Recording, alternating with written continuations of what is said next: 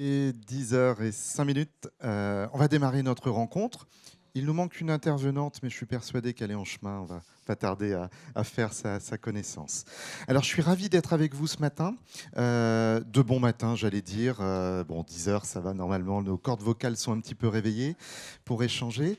Je suis Frédéric Laussan, journaliste animateur. On est ensemble jusqu'à 11h dans un premier temps pour parler d'une première thématique qui est éminemment importante, qui est, je trouve, plutôt intéressante pour entamer notre série de dialogues. On a appelé ça des conversations. Alors, une conversation, ça dure 1 heure. On a plusieurs invités et une grande thématique à aborder, grâce à vous aussi. Vous allez pouvoir intervenir soit au fil de l'eau en levant la main, soit tout simplement sur des moments plus balisés. On va vous présenter nos différents invités. Après avoir rappelé une chose, un petit mode d'emploi, en fait, on va avoir à chaque fois une porte d'entrée. Une porte d'entrée avec un expert, une spécialiste, quelqu'un qui a travaillé sur le sujet en particulier. Ce matin, pour entamer nos échanges, c'est Jean-Christophe Sarraud qui est avec nous, voilà, et qui est l'un des co-auteurs du petit livre, alors petit livre vert, je ne sais pas comment on l'appelle, vous l'avez emmené avec vous, En finir avec les idées fausses sur les pauvres et la pauvreté. On va peut-être signaler rapidement que c'est la 4e édition, en fait, déjà. 100 000 exemplaires vendus en l'espace de 10 ans environ. C'est pas rien. Est-ce que vous pouvez peut-être nous rappeler quelle est l'origine de ce bouquin-là? En termes d'entrée à la discussion, c'est plutôt pas mal. Je rappelle quand même qu'il y a 130 idées fausses à peu près qui sont évoquées dans ce livre-là. J'en cite 2 ou 3. Les pauvres sont des fraudeurs. Ça, c'est une des idées reçues qu'on peut entendre de temps à autre. Autre idée que vous avez décortiquée, puisque l'idée c'est de les décortiquer en effet, il faut obliger les bénéficiaires du RSA à faire du bénévolat. Et puis un troisième exemple, mais je crois que vous les connaissez toutes et tous par cœur, un troisième exemple, on doit sa réussite avant tout à soi-même. Autant d'idées reçues, Jean-Christophe, que vous avez compilées en quelque sorte dans ce bouquin-là. Pourquoi vous êtes lancé dans cette aventure? Bonjour à chacune et chacun. Oui, donc moi je suis permanent à ATD Carmonde. ATD, Agir tous pour la dignité, vous connaissez peut-être, hein, mais un mouvement qui a plus de 60 ans et dont le but c'est de construire une société où chacun ait sa place. Et donc une des représentantes ici, parce que ATD Carmonde existe à Nantes, et Anne-Françoise, avec qui vous pourrez discuter ici. Vous pouvez lever la main éventuellement, voilà. Alors pourquoi en fait, cette campagne-là donc, remonte effectivement il y a une dizaine d'années, et parce qu'on se trouvait dans une période comme actuellement, en période de campagne électorale et législative, et que ces préjugés ont commencé à être utilisés en fait comme des arguments de campagne. Et ça posait 2 grands problèmes en fait. C'était que les membres d'ATD Carmonde qui étaient visés par ces préjugés nous ont dit leur grande souffrance en fait, que ça leur cassait les bras, ça les démolissait à l'intérieur. C'est pas des discours qui sont nouveaux, hein, c'est des discours qui existent de tout temps. Enfin, on y reviendra, pourquoi, d'où ils viennent, etc. Mais qui ont des conséquences très diverses, très concrètes et très importantes sur les personnes et puis sur l'ensemble de la société. Et puis le deuxième problème, c'est que ça parasitait en fait les vrais débats sur ça évitait de se poser les bonnes questions sur d'où vient le chômage, comment s'attaquer au mal logement, comment permettre à tous d'accéder aux soins, comment permettre à tous d'être des citoyens à égalité. Et donc, on a eu envie de s'en débarrasser un petit peu en pensant que ça serait un livre pour quelques militants. Puis en fait, ça a été plus large que ça et on y est encore. Voilà. Pourquoi 4 éditions? Ça veut dire que ça se renouvelle en permanence, ces idées toxiques, hein, disons-le comme ça. Ça, c'est clair, hein. Elles remontent au fond des âges. Hein. Elles viennent du fait qu'on a peur de la différence et on se côtoie de moins en moins entre classes, entre catégories, entre milieux sociaux différents dans nos sociétés. Donc ces peurs s'accroissent, sont utilisées par certains à des fins politiques ou pour empêcher justement qu'on s'attaque aux vraies questions et aux vraies solutions. Parce que la bonne nouvelle de ce petit livre quand même dans la deuxième partie en particulier, c'est qu'on sait très bien maintenant comment résoudre le mal. Alors comment s'attaquer ou résoudre le mal logement, l'échec scolaire qui est lié à la pauvreté, le chômage, etc. Donc je ne sais plus quelle était votre question. Mais... Moi non plus, mais c'est pas grave, ça va me revenir. Je voulais juste vous entendre sur cette démarche. Finalement, vous donnez un mode d'emploi en disant on ne peut pas se contenter de dénoncer les choses, il faut aussi aider, donner des outils à celles et ceux qui voudraient démonter à la fois ces idées fausses et ces idées reçues. Oui, si vous feuilletez le livre, vous verrez que ce n'est pas des choses qui peuvent convaincre des personnes qui sont convaincues du contraire. Quelqu'un qui est convaincu qu'on peut gagner plus à rester chez soi, à percevoir les aides sociales qu'en travaillant, alors peut-être il va un peu bouger, parce que ça c'est des calculs objectifs, mais toutes ces dizaines d'idées fausses ne vont pas forcément... Ça doit surtout permettre deux choses. Ça doit surtout permettre de renforcer les convictions et de donner des outils pour les personnes qui sont déjà sensibilisées, pour qu'elles puissent ne pas rester la bouche ouverte devant des choses qu'on entend entre copains, entre collègues, dans les médias, dans la rue, etc. Et puis ça doit surtout permettre de faire baisser ces peurs pour aller vers les personnes et entreprendre des projets ensemble. Ici, vous le savez peut-être, ces locaux sont ceux de l'équipe nationale Territoire zéro chômeur de longue durée, donc qui pilote cette expérimentation qui vise à éradiquer le chômage de longue durée dans notre pays. C'est à ça que doit mener ce genre de déconstruction, c'est à se dire finalement les chômeurs, ils ont pas... voilà, ils ont aussi envie d'avoir une place, de travailler, et donc arrêtons d'avoir peur les uns des autres. Ces préjugés, c'est dans tous les sens. Hein. C'est pas seulement les riches sur les pauvres, c'est aussi les pauvres sur les riches, les pauvres sur les pauvres. Alors les riches sur les riches, je ne sais pas. Et vous le dites, effectivement, les victimes de préjugés peuvent elles-mêmes entretenir d'autres préjugés à l'encontre d'autres populations, d'autres personnes. Oui, ces discours sont tellement réguliers et massifs sur faire reposer la responsabilité des situations sur les personnes et non pas sur les défauts d'un système qu'il faudrait corriger, qui finissent par pénétrer chacun de nous, et y compris les personnes qui sont au chômage et qui croient, par exemple, en partie au discours qui est si vraiment on veut trouver du travail, on y arrive. Ou alors il vaut peut-être mieux un petit job que rien du tout. Tout dépend de la situation dans laquelle on est. Si on est célibataire sans enfant, pourquoi pas, si on démarre dans la vie. Mais si on est chargé de famille, un petit job, non. Et surtout si on a les moyens de créer des emplois décents. Voilà. Et les préjugés, ils visent à la fois les personnes, et il y a des moyens très détournés de faire passer ces messages, avec des discours comme ceux qu'on entend actuellement. On est proche du plein emploi. Il va falloir se contenter d'un taux de chômage de 7% parce qu'on ne peut pas descendre en dessous. Ça, c'est les discours de notre Première ministre et de notre gouvernement. Ça fait passer l'idée qu'on ne peut pas mieux faire, et que de toute façon, il y a des personnes qui seront laissées sur le carreau, soit parce qu'elles ne veulent pas, soit parce qu'elles ne peuvent pas travailler. Et ça fait passer tout un tas d'idées fausses en arrière-plan, de manière pas très visible. Et voilà, c'est dans cette mesure où les discours sur les idées fausses s'adaptent aussi. Voilà. Et vous dites attention à l'inaction, c'est-à-dire que plus les idées fausses prospèrent, moins on est actif. On va justement parler d'action de terrain, à commencer par Gérard Fuselier. Bonjour à vous, membre du collectif Rome Europe à Nantes. Alors il y a plusieurs collectifs, plusieurs territoires. Vous, c'est le territoire nantais. On ne va pas entrer dans une échelle de la victimisation, j'allais dire, des idées reçues. Cela dit, quand même, les familles roms sont vraiment la cible souvent d'idées très, très blessantes, pour le moins. Pour vous, quels sont finalement les leviers d'action en direction des familles que vous côtoyez sur l'agglomération ?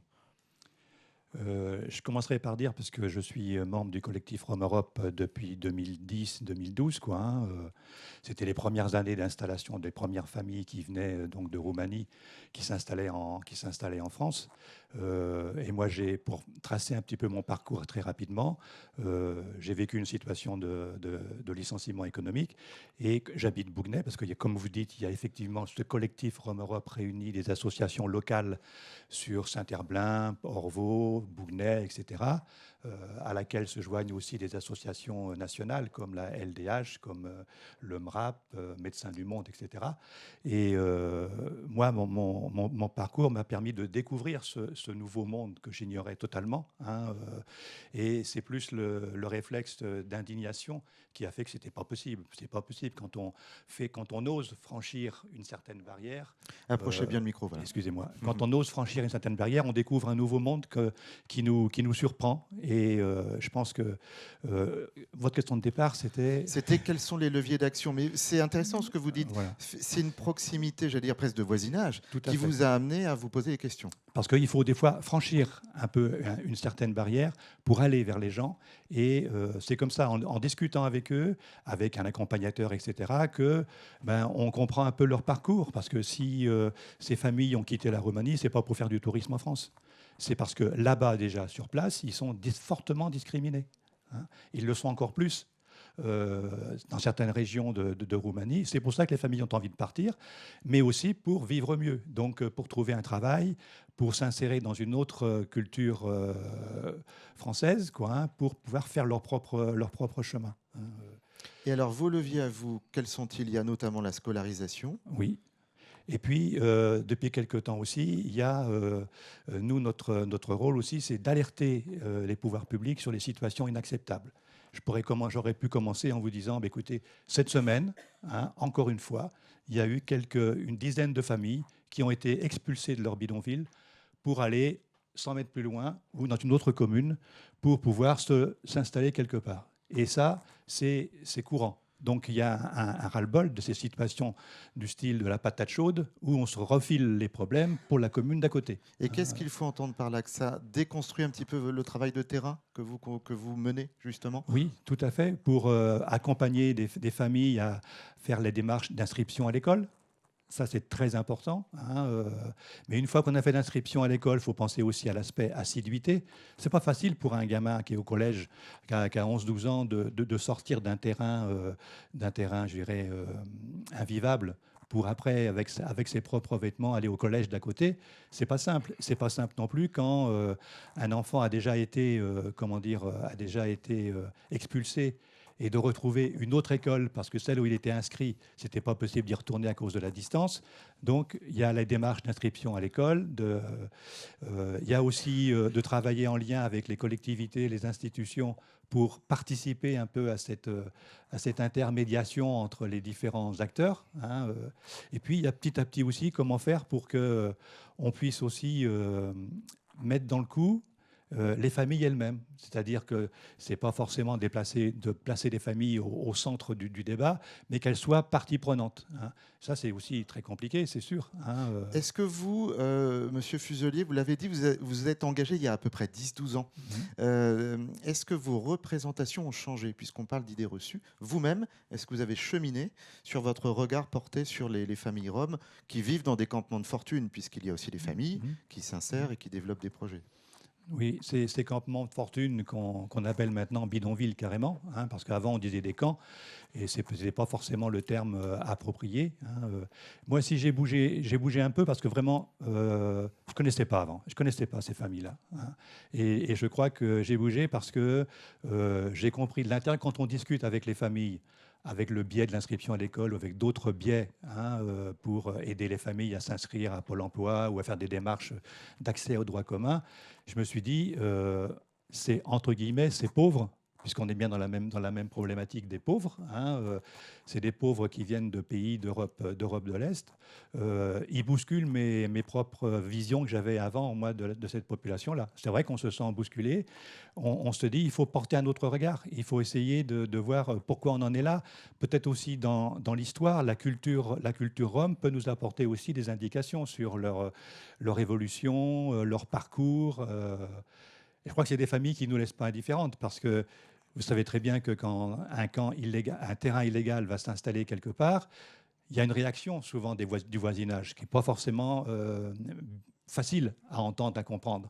Comment on fait dans ce cas-là? Comment on fait pour quand il y a des habitants qui vont créer un collectif pour que les familles roms installées à 100 mètres de chez eux puissent partir le plus rapidement possible?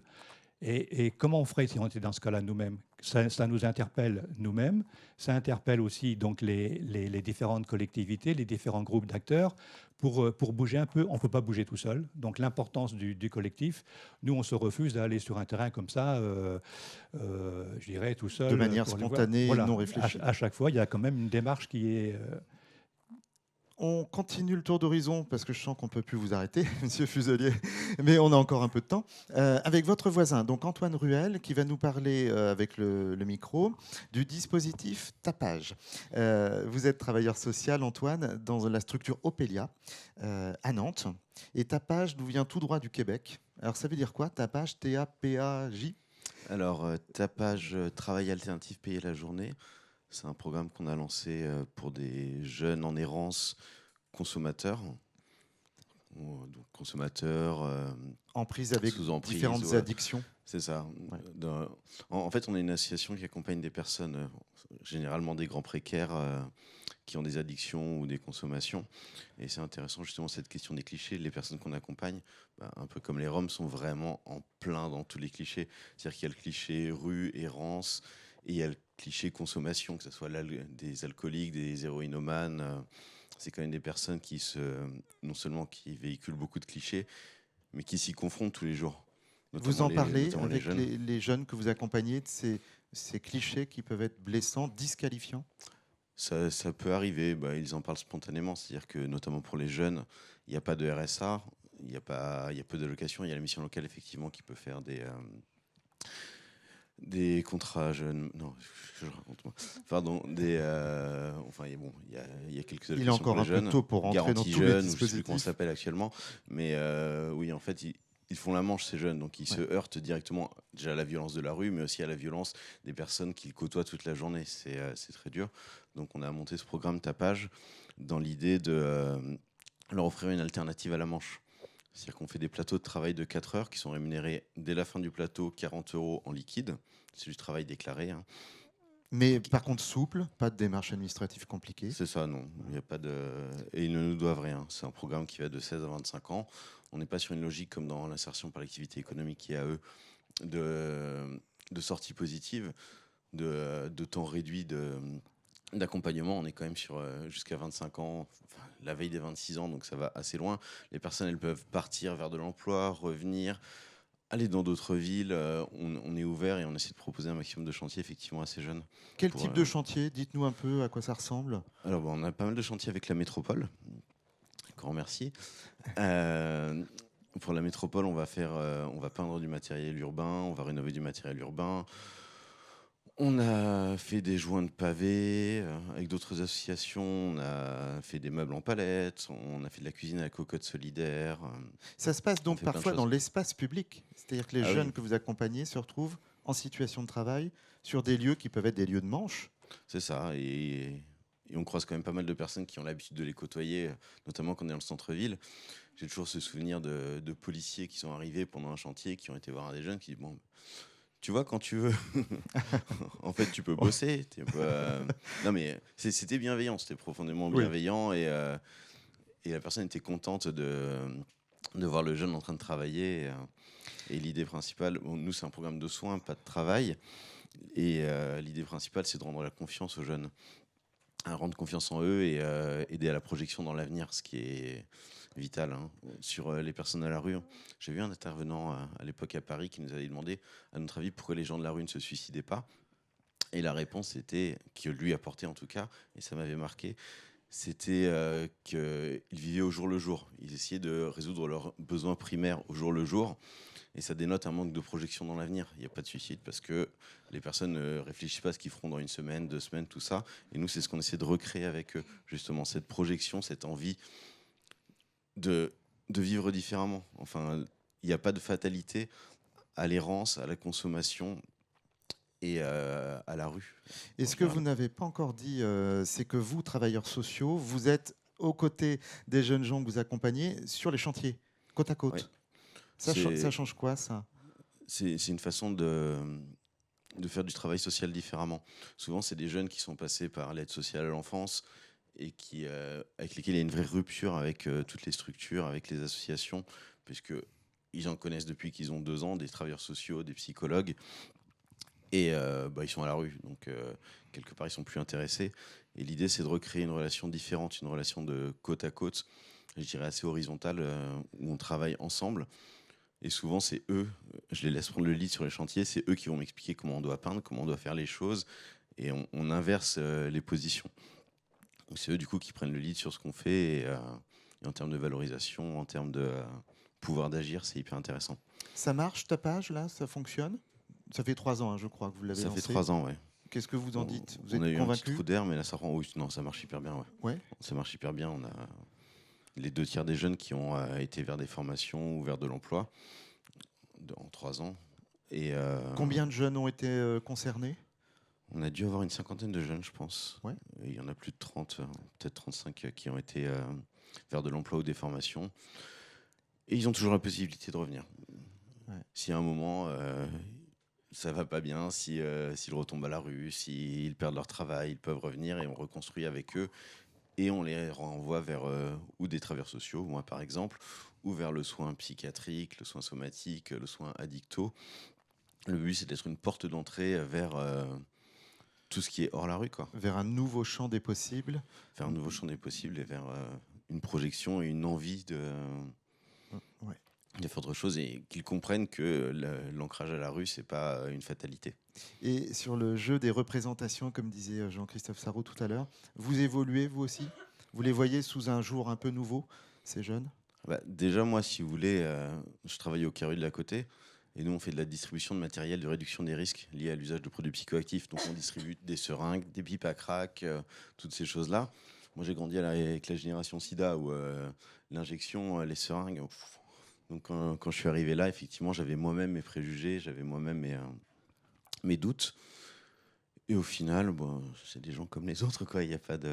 Et ça peut arriver à tout le monde d'avoir des mauvais moments dans la vie et de faire de mauvaises rencontres. En tout cas, on entend que vous avez évolué dans vos compétences de bricolage ou de petits travaux, hein, c'est ça? Oui. Ce qui n'était pas Je prévu. suis toujours aussi nul, mais les jeunes, eux, sont bons. C'est ça qui est intéressant. Il ne faut pas se tromper d'interlocuteur. On continue notre tour d'horizon des illustrations. Hein, vous l'avez compris, on aime bien croiser les regards. Et puis après, vous allez pouvoir intervenir. Avec Charlotte Pazina, parisienne, je dis parisienne parce que vous arrivez tout droit de Paris, pour parler d'une expérience qui n'existe pas encore à Nantes, mais peut-être bientôt. Ça s'appelle Lulu dans ma rue. C'est un peu sur le modèle de la conciergerie de quartier, c'est ça? Ouais. Absolument. Absolument. Bonjour à tous. Alors peut-être un petit rappel ou en tout cas une explication de ce qu'on fait chez Lulu dans ma rue pour ceux qui ne nous connaissent pas, puisqu'on nous ne sommes qu'à Paris pour le moment. Mais effectivement, on projette de se déployer à Lyon, Lille, Nantes et Bordeaux d'ici 2-3 ans. Donc je suis ravie en tout cas d'être ici, de pouvoir un peu percevoir les projets solidaires déjà existants à Nantes. Alors Lulu dans ma rue, donc c'est un projet qui existe depuis 7 ans à Paris et qui vise à mettre en relation les habitants d'un quartier avec des Lulus qui ont 1000 talents et qui sont prêts à réaliser des services à la personne chez ses habitants. Je me permets de signaler le slogan bricolage, ménage, coup de main et bonne humeur. Absolument. C'est un peu le mantra chez Lulu dans ma rue. Effectivement, la bonne humeur, c'est comment travailler aussi dans une joie de communauté de Lulu. Donc sur les services à la personne qu'on réalise très rapidement, donc c'est des services de ménage, bricolage, travaux d'intérieur et petits coups de main du quotidien. Donc arroser les plantes, garder vos clés pendant les vacances, garder ou promener votre animal de compagnie. Jusqu'au gros bras, j'ai vu. Jusqu'au gros bras, on fait de la manutention. Donc on préfère parler de gros bras, mais c'est effectivement de l'aide au déménagement. Par exemple, vous aider à sortir tout le bazar qu'il y a dans votre cave. Ça, les Lulus, ils peuvent très bien le faire. Et la spécificité, c'est qu'effectivement, le pari de Lulu dans ma rue, c'est que ces Lulus qui réalisent ces prestations de services, eh bien, ce sont des travailleurs indépendants. Donc nous, chez Lulu dans ma rue, on les accompagne à créer leur micro-entreprise, on les accompagne dans toutes les démarches administratives qui peuvent être complexes, même pour des personnes qui sont déjà auto-entrepreneurs, comment remplir ma déclaration URSSAF, ma déclaration de service à la personne, comment je déclare mon chiffre d'affaires mensuel, donc ça c'est vraiment le volet administratif, comment on les accompagne également pour remplir des objectifs d'activité, améliorer leur relation avec leurs clients, monter en compétences métiers. Et le volet, et une des raisons aussi pour laquelle nous sommes ici, c'est que la grande majorité de nos Lulus sont en insertion.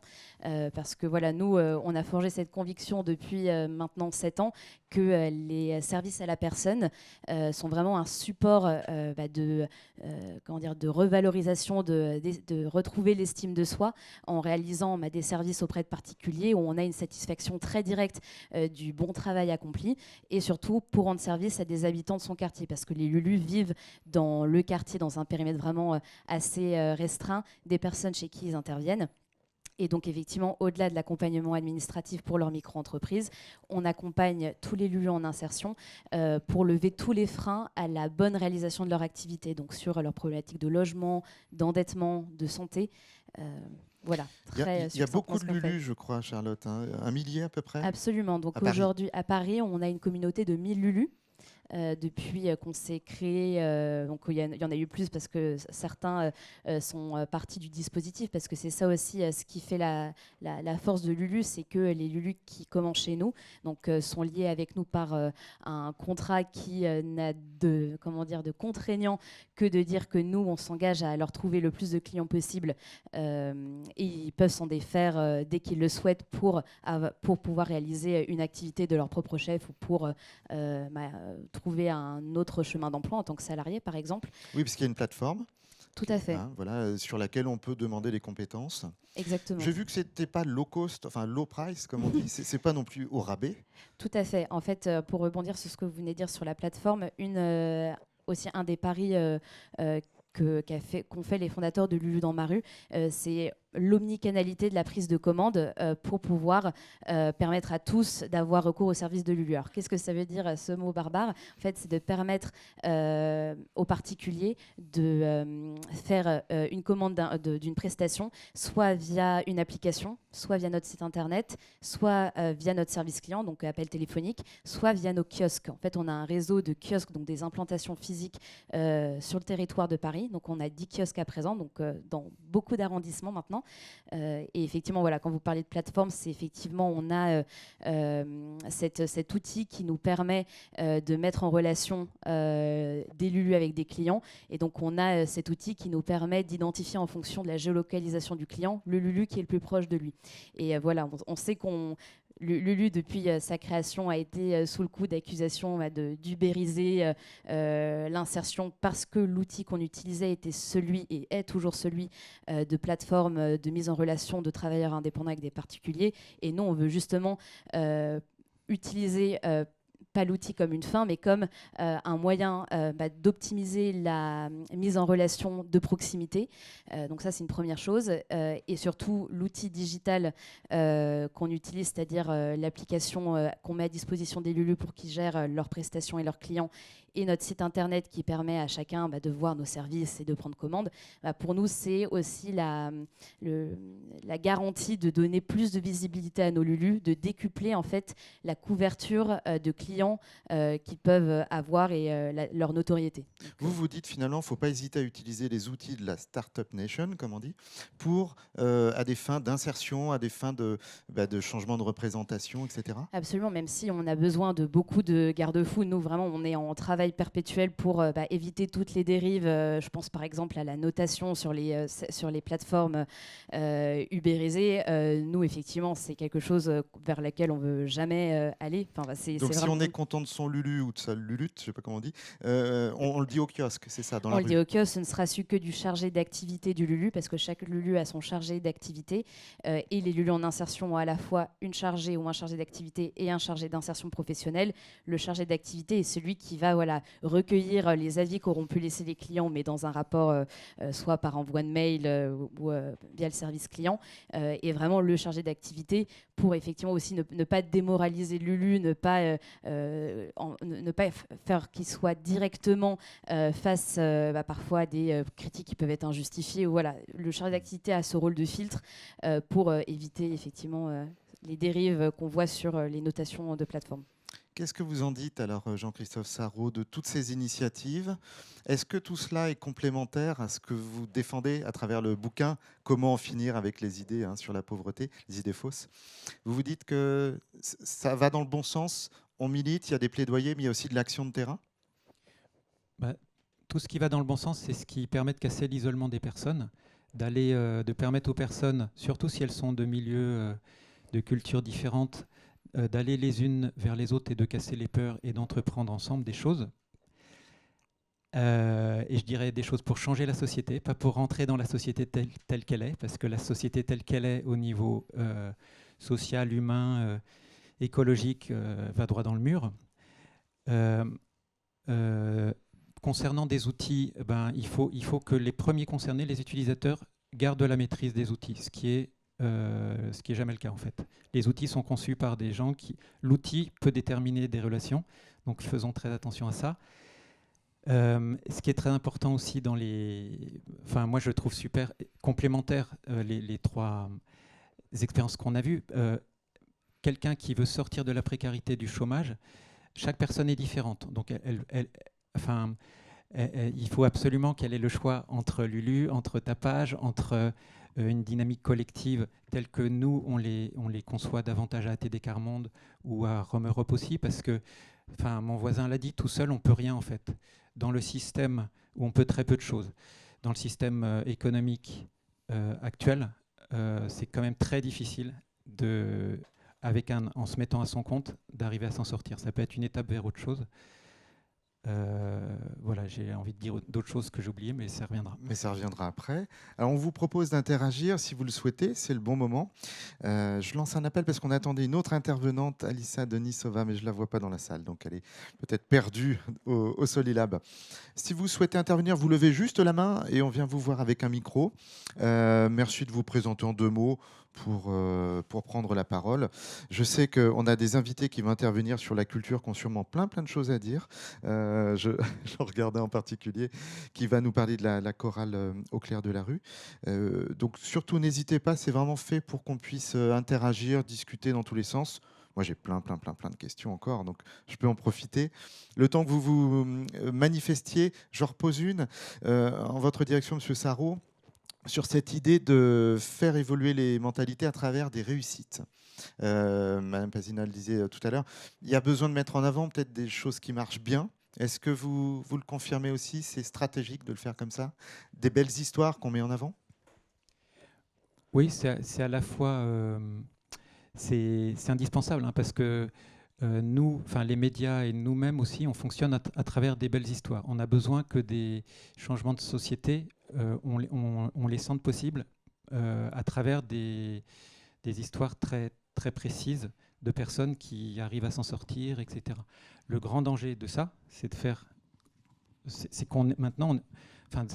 de faire passer le message que la démarche est individuelle et la responsabilité est individuelle. Et si on arrive à s'en sortir ou si on reste enfoncé dans les problèmes, c'est de sa responsabilité personnelle.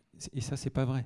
C'est des dysfonctionnements de la société dans tous les domaines de la vie qui s'accumulent, qui font que les personnes qui sont dans la précarité, dans la grande précarité, sont dans un cercle vicieux duquel elles peuvent rarement sortir. C'est aussi ça la vérité. Et plus on utilise d'outils, de chiffres, de statistiques, plus ça nous cache cette réalité-là aussi. Parce que en fait, ça ne suffit pas pour faire comprendre les mécanismes qui font que tout ça s'enchaîne. Et aussi les mécanismes qui peuvent permettre qu'on s'en sorte comme ça. Ça, c'est beaucoup à travers des expériences qu'on a dites. C'est le collectif, l'éducation. C'est aussi les mobilisations de quartiers, de territoires. Parce que si on ne change pas, c'est le sujet de la discussion, si on ne change pas nos représentations sur les personnes qui sont dans les difficultés sociales et les moyens de s'en sortir, et ça, c'est très, très difficile. Et en même temps, il y a des histoires réussies dans le cadre de collectifs. C'est peut-être ce que vous démontrez à travers Lulu dans ma rue.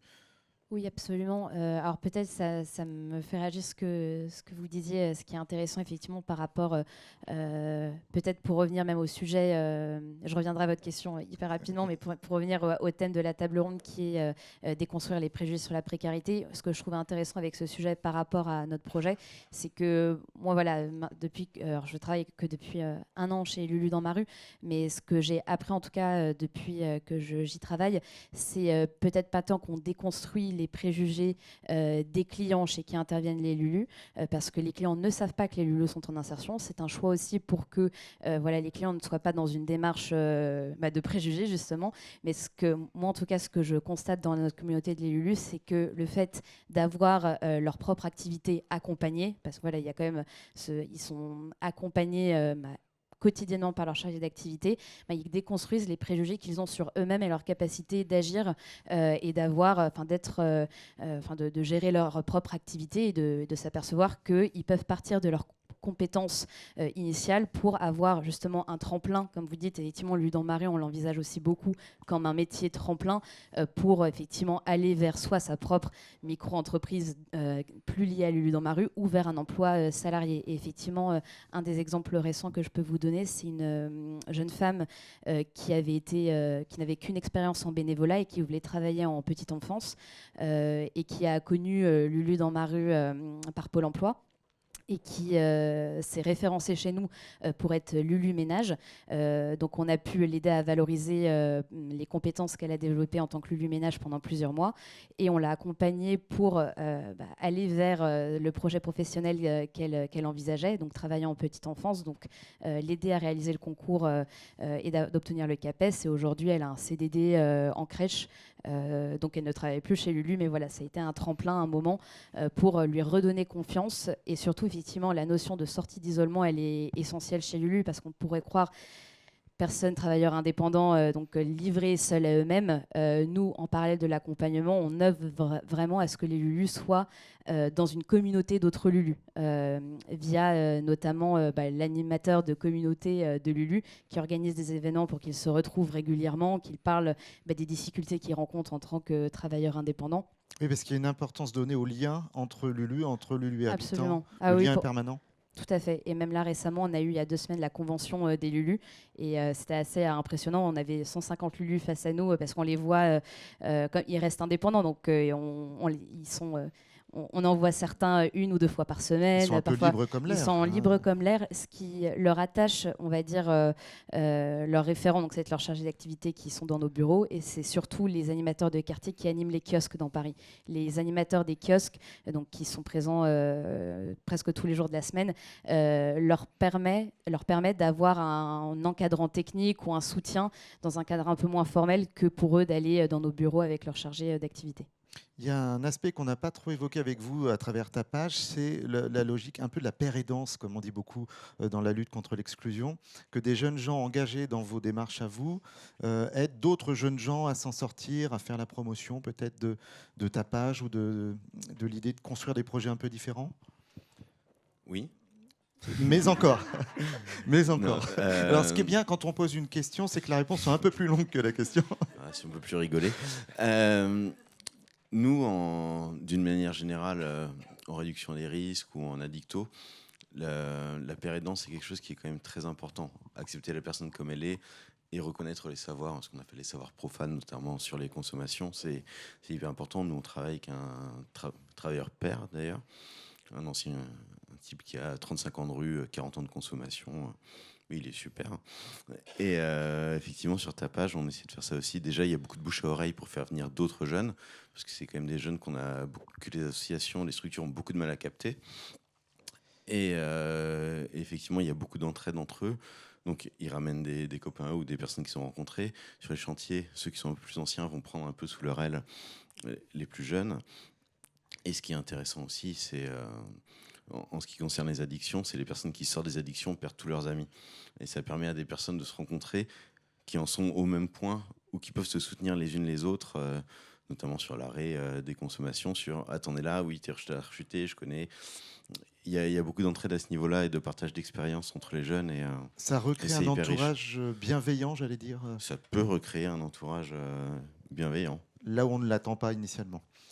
C'est pas un objectif qu'on avait dans un premier temps en montant ça. Enfin, moi, j'en avais pas conscience, mais ça permet de rompre avec l'isolement des personnes qui essaient de changer de vie et qui, du coup, doivent se détacher de la vie précédente. Ouais. J'ai rencontré une dame avant qu'on démarre notre conversation, je crois du Secours catholique, qui me disait, je ne veux pas vous mettre en porte-à-faux, mais c'est intéressant, c'est autour des groupes de parole que vous développez. Vous voulez bien nous en dire un petit mot ? On va vous amener un micro, regardez. Merci. Merci de vous présenter peut-être en 2 mots également. Allez-y, le micro va s'allumer. Oui, moi je suis représentante du Secours catholique au CCAS de Nantes en tant qu'administratrice. Ce que je voulais, oui, on parlait de ça tout à l'heure parce que d'abord c'était l'occasion là de créer des groupes de parole. Ça a été une bonne initiative parce que les personnes ont pu s'exprimer sur solidarité, précarité, isolement, enfin sur tous ces thèmes-là qui vivent au jour le jour. Et donc on a pu entendre beaucoup de choses, et notamment cette notion de respect. Voilà. Quand je suis dans la précarité, je suis rien. Voilà. Et j'ai une personne handicapée qui dit moi j'ai entendu si tu n'arrives pas à faire ça, tu n'as qu'à rester chez toi. Voilà. Donc il y a quand même beaucoup de choses qui sont sorties, et merci pour ça, c'était une bonne initiative. Quand vous dites merci pour ça, l'initiative, c'est toute la démarche avant ce week-end, hein, pour repréciser les choses. Ah oui, exactement, Ah. parce qu'on est en route depuis un certain temps, notamment avec le CCAS. Mais oui, c'est toute cette démarche, et qui... les groupes de parole, ils peuvent exister à d'autres moments. Ce sont des groupes de gens qui se réunissent régulièrement, qui s'entraident aussi, et on sent que les choses il y a une relation qui se crée entre eux, ce qui fait que la parole peut exister. Et c'est un début. Et c'est un début, oui. Ouais. Et ça leur permet, mais j'entendais aussi, mais nous, on a envie de faire des choses, quoi. C'est-à-dire que se réunir, parler entre nous, se connaître, eh ben, on a envie de faire des choses, de bouger, voilà. C'est ce qu'on appelle le développement du pouvoir d'agir, qui est un terme un peu technique, hein, mais c'est ça. Ouais. Oui, le développement du pouvoir d'agir, c'est pouvoir avoir une relation avec d'autres. Vous parliez du collectif, c'est fondamental. Enfin, oui, on est bien d'accord, et ça fait longtemps que vous nous avez bien semé cette idée-là dans la tête, et c'est vraiment partir du collectif pour pouvoir avoir la force d'agir. Merci pour votre intervention. Il y a une dame qui levait la main. On va vous amener le micro. Voilà. Il y a toute une équipe qu'on remercie beaucoup. Petites mains, hein, mais c'est pas péjoratif. Voilà, grâce à vous, on se parle, on s'entend, c'est parfait. Merci.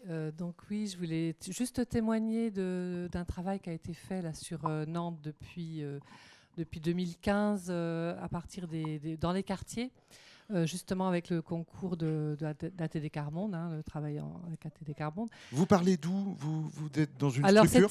c'était l'association s'appelle Comptoir de Vie. On a travaillé au départ avec les centres socioculturels pour entendre justement les paroles, les besoins des personnes, pour qu'ils puissent construire des choses à partir de leurs besoins, de leurs envies.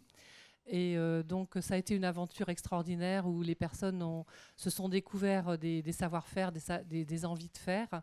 Et je voulais témoigner de ça parce qu'en fait ça nous a...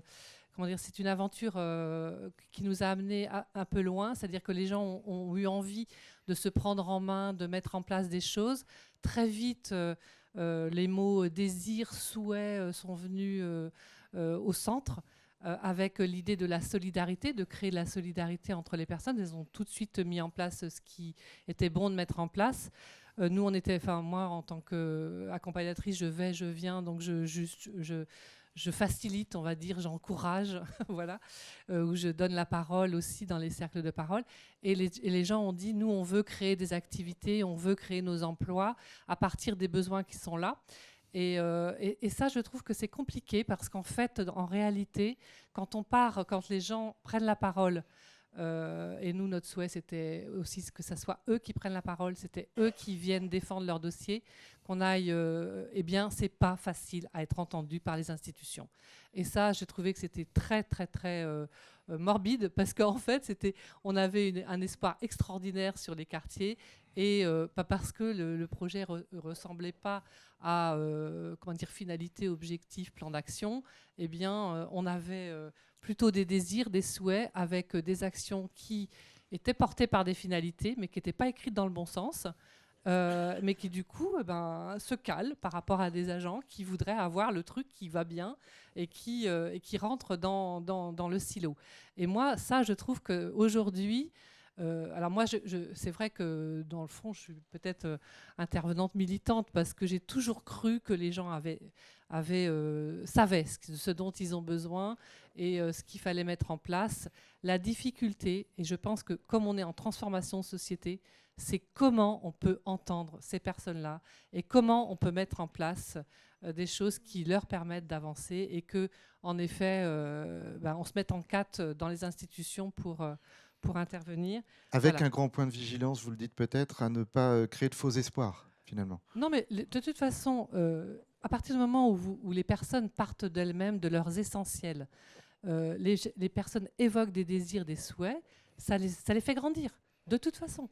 Donc, par contre, que ça puisse se transformer, je dirais, en action à un moment donné, portée par elles-mêmes, avec le temps qu'il faut pour que les gens prennent la place. Et en effet, nous, on sait, pour accélérer les choses, on a travaillé donc avec ATD Quart Monde sur Territoire zéro chômeur de longue durée. C'était une opportunité. Donc évidemment, rencontrer aussi des choses qui viennent matcher par rapport aux envies. Et là, en effet, le dossier est en cours. Vous voyez, depuis 2015. Donc on est en 2022. Les gens sont toujours là parce que justement, il y a des désirs et des souhaits. Et c'est ça que je souhaite vraiment... on dit les gens n'ont pas d'engagement, mais voilà, faut Vous tenir. démontrez l'inverse. Merci beaucoup pour votre intervention. Gérard Fuselier, vous vouliez réagir, je crois. Je rappelle que vous êtes membre du collectif Rome Europe et on en entendra M. Sarraud. Juste pour dire aussi que j'adhère totalement à vos paroles à l'instant là, parce que dans la dimension que j'ai incité tout à l'heure sur le collectif Rome Europe, la dimension militante, je l'ai un peu perdue, je ne vous l'ai pas dit, mais elle est très essentielle pour nous. C'est-à-dire qu'on arrive à un moment donné où on est bloqué. S'il n'y a pas quelque chose qui nous pousse ou qui pousse nos élus à réagir quand même dans le bon sens, on n'avance pas, on a un blocage. Donc nous, on est bénévoles, effectivement, mais j'ajouterais forcément bénévoles militants pour ne pas arrêter d'aller à la charge pour dire mais c'est inacceptable ce qui se passe. Il faut... comment des élus peuvent accepter que sur leur commune, il y a des pauvres qui vivent dans des conditions comme ça. C'est inacceptable. Je me rappelle d'un petit livre de Stéphane Hessel qui disait « Indignez-vous Oui. ». Bon, une fois qu'on s'est indigné, ça ne suffit pas. Il faut passer après à l'action. Bon. Et moi, je trouve que là, juste pour rappeler que vraiment, pour nous, c'est une dimension importante. Parce qu'on se rappelle qu'il y a des élus de communes qui ont bougé un peu par rapport au bidonville. Enfin, le maire d'Indre, il y a quelques années, qui a dit « Oui, top, moi j'accueille ces familles, je vais travailler avec elles ». Bon, et ça a bougé. C'était un maire socialiste qui a perdu aux élections suivantes. Mais sur Bougnay, c'est un maire de droite qui a dit, moi dans ma campagne électorale, j'ai placé le terrain de Bougnay, qui était un terrain insalubre aussi, dans mes actions à développer. Et c'est en cours, et ça a changé. Donc ce n'est pas qu'une question de couleur politique, c'est une question aussi de volonté politique qui prend ça effectivement à bras-le-corps pour dire on ne fait pas tout seul, on fait avec les associations, on fait avec les travailleurs sociaux, etc.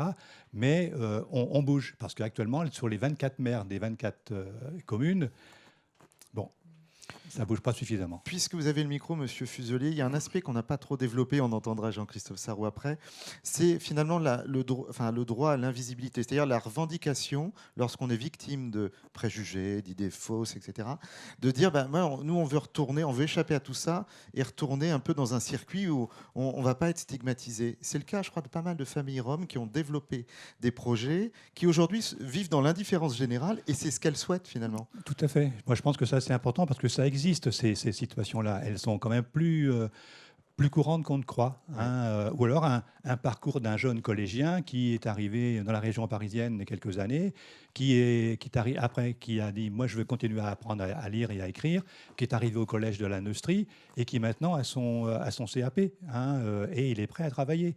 Il y a plein de petites réussites comme ça qui ne sont pas sues parce que les gens ne veulent pas se mettre au grand jour, mais qui existent. Et que ça fait partie du jeu, clairement, peut-être, de se dire on rentre dans le caractère invisible de notre intégration, en quelque sorte. Monsieur Sarraud. Oui. Pour rebondir sur les deux interventions précédentes, il y a quelque chose qui est très injuste. Vous parliez à un moment, il faut passer à l'action. Anne-Françoise nous expliquait qu'une fois qu'on a réussi avec énormément d'énergie à recréer de la relation entre des personnes, à arrêter avec ses peurs et ses préjugés réciproques, quand un projet se dessine, et ben en fait, ça n'embraye pas derrière, parce que derrière les élus ou ceux qui ont le pouvoir ou l'argent, et ben, ils n'arrivent pas à changer leur mode de travail avec les autres. Alors à TD Carmonde, on vient d'éditer un livret sur la participation, parce qu'il faut aussi, et ça c'est Agnès, une adjointe au maire d'une ville qui a initié un territoire zéro chômeur de longue durée, qui dit il faut que les élus aussi, ils arrêtent avec leur méthode de participation traditionnelle. Peut-être que les associations aussi qu'on réinvente tous ensemble des méthodes de participation. Une fois qu'on a recréé l'estime entre les personnes, il faut aussi trouver des moyens nouveaux pour mettre les savoirs à égalité, c'est-à-dire les savoirs les savoirs et les pouvoirs à égalité. Les savoirs de vie, les savoirs que les uns ont acquis avec leurs études, les savoirs aussi que d'autres ont acquis dans la vie de précarité, de chômage et d'exclusion. Pour mettre tout ça à égalité, ce n'est pas les méthodes traditionnelles. Certaines personnes, si vous les mettez autour d'une table, elles ne vont pas oser parler. Donc il faut trouver d'autres moyens. Parce qu'en fait, sinon, les idées nouvelles, elles ne viennent pas si c'est toujours les mêmes qui viennent avec leur méthode et surtout leur position et leur statut, leur stature et leur position de pouvoir. Voilà. Il faut qu'un élu, quand il rentre dans la discussion, il oublie son pouvoir d'élu qu'il a. Il faut qu'un artisan, quand il arrive, ou un représentant d'association, il laisse sa casquette à la porte de l'entrée, il se mette à égalité avec les personnes en précarité et que pour ça, on invente des nouvelles méthodes de participation. Et vous en avez une ou deux à nous citer, peut-être, avant de faire circuler la parole? Ce petit livret de participation d'ATD Carmonde, il est en ligne sur le site d'ATD, vous le trouverez, ou on peut vous donner l'adresse. Et sinon, on a travaillé depuis 30 ans, on travaille sur une méthode très rigoureuse qui s'appelle le croisement des savoirs et des pratiques, mais qui est aussi une méthode à laquelle on peut faire appel dans des cas vraiment où c'est un travail exigeant. Mais il y a d'autres... voilà. Il faut parfois se former un petit peu, il ne faut pas hésiter. Il faut surtout se former. Ouais. Antoine Ruel, et puis on retournera dans le public. Oui, je vais juste ajouter un petit quelque chose, parce qu'on fait partie effectivement tous d'associations ou de structures d'inclusion ou inclusives. C'est aussi peut-être le droit à la marginalité. Là, on se projette aussi beaucoup sur les gens, ils peuvent faire ça pour s'en sortir, tout ça. Mais les gens, ils peuvent aussi vouloir être tranquilles dans leur camion, faire un peu de saison, travailler un petit peu à gauche, à droite et vivre une vie différente. Et est-ce qu'on n'est pas nous-mêmes dans le cliché aussi, en oubliant ça, et juste la liberté individuelle de chacun de vivre sa vie? Je pense que c'est un truc ça, qui est fondamental. hyper important. La liberté de chacun doit être respectée dans tout ce qu'on fait. Et en même temps, il faut qu'on permette aux personnes de faire des vrais choix, que ce ne soit pas des choix par défaut, parce qu'on n'a pas le choix en fait. Une autre intervention. Oui, bonjour. Abassia Hakem, je suis adjointe au maire à Nantes sur les solidarités et vice-présidente du CCAS. Je me permets d'intervenir pour plusieurs raisons. Je vais déjà rebondir sur ce que vous venez de terminer de dire, sur la liberté évidemment de chacun de pouvoir vivre comme il en a envie et au moment où il en a envie, évidemment. Après, on est aussi dans une vie collective. La notion du vivre ensemble, elle doit pouvoir être prise en compte sur la manière dont on peut fonctionner au quotidien sur nos territoires. Je voudrais rebondir également sur ce que vous disiez par rapport aux élus. Je partage l'idée qu'il faut qu'on fasse évoluer nos conceptions de faire de la politique aujourd'hui et de construire des nouvelles politiques alors là en l'occurrence de solidarité, mais ça concerne toutes les politiques publiques qui peuvent exister aujourd'hui, qui font qu'on construit les villes et le pays de demain, et qu'il faut peut-être travailler autrement en s'appuyant et en faisant avec et pas seul ou pour. Et que cette notion de participation, elle est essentielle. Mais c'est pas toujours évident non plus de pouvoir accompagner ces formes de dialogue citoyen et ces participations des personnes en donnant la liberté à chacun de pouvoir s'exprimer, puisque au bout du bout, il faut aussi arriver à quelque chose d'intérêt général. Donc voilà. On a des expériences avec ATD Quart Monde. On a travaillé notamment sur l'espace Agnès Varda il y a 3-4 ans sur quelle conception il pouvait avoir d'un établissement comme ça, restaurant social, bain-douche, pour venir, les modalités d'accueil, les modalités d'accompagnement, les modalités de vie dans cet établissement. Donc voilà, on a travaillé sur toutes ces questions-là, en ayant un panel de personnes, c'est d'ailleurs ATD Quart Monde qui nous avait accompagnés, un panel de personnes accueillies d'horizons diverses, de statuts différents et de cultures différentes. Et évidemment, ça n'a pas toujours été toujours simple, mais on a pris en considération les demandes et aujourd'hui, on essaye d'avancer de cette manière-là. Mais il y a aussi un autre handicap que l'on peut avoir à l'échelle politique, c'est les compétences de l'État, des régions, des départements, des collectivités, enfin des métropoles ou des villes. Et que, par exemple, sur la question de la mise à l'abri, ce n'est pas les villes qui sont compétentes là-dedans, c'est l'État. Et donc, à un moment donné, s'il y a des dispositions de l'État ou des lois qui ne permettent pas, je prends l'exemple simplement des personnes migrantes qui arrivent, en attendant de pouvoir accéder à leur démarche pour être reconnues et avoir pour être reconnues réfugiés, etc., les gens n'ont pas le droit de travailler. Donc, qu'est-ce qu'on fait quand les gens n'ont pas le droit de travailler pour pouvoir leur permettre d'avoir une vie digne en attendant que les choses se fassent. Donc, c'est aussi tout ça qu'il faut sur lesquels il faut pouvoir avancer. Et c'est là qu'on voit que des associations arrivent dans les interstices, souvent. Et heureusement d'ailleurs.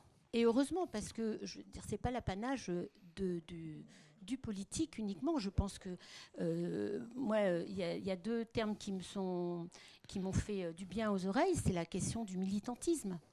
Aujourd'hui, il faut aussi que la question du militantisme soit vue à l'aune de comment on s'engage pour les personnes.